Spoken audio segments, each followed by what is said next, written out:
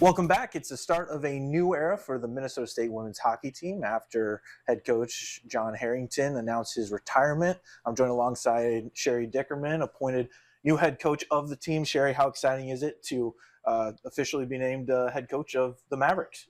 It's definitely exciting, a little bit surreal, kind of reflecting on my time with Minnesota State as, thinking back to being recruited here as a player and playing here and all the relationships I've built and friendships I've made, and then kind of seeing the graphic of the number of players I've either played with or coached who've come through here. It makes me realize I've been around for a little while, but it's exciting. I'm excited for the next chapter. What's kind of your vision for this team as you look ahead to next season? I think we have a really strong foundation. Saw that in kind of our play this season, trying to become a little bit more consistent, I think. But we have all the pieces in place to continue to try to climb the ladder of the WCHA.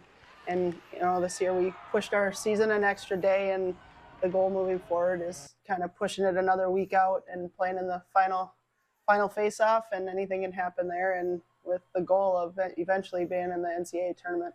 A lot of experience on the international stage. What's something maybe that you've kind of learned over the years of coaching for Team USA that you're able to bring back and implement on the program?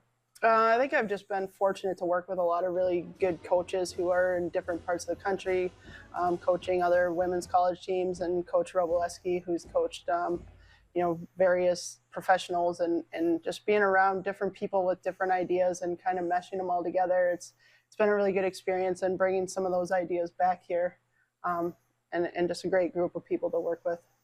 Historical hire in terms of you're becoming the first woman to lead the women's hockey program here at MSU. What do you think that means as far as, and what does it mean to you to kind of be a role model for all the young girls out there coming up and playing hockey, understanding that this is something that they can potentially do?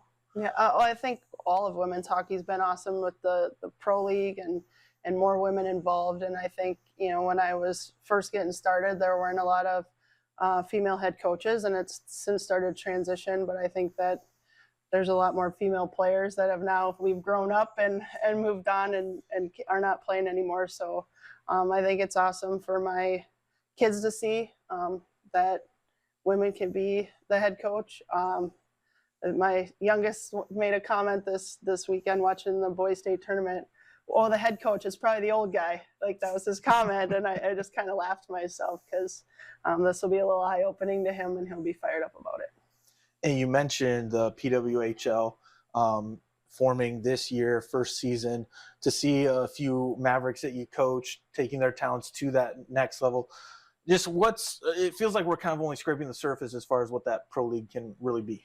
Yeah, I think it's so awesome to see, Britton and Claire and Brooke playing for the Minnesota team, and then Jessica Condis is with the Toronto team, and it's exciting for me to see, from recruiting them when they're 15, 16 years old, to seeing them develop here as players and people, and seeing with their continued success.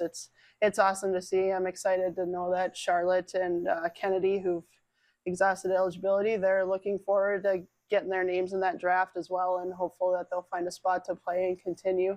Hockey's been good to me, and I think the more people that can be in it longer, the better off they'll be. We'll be right back.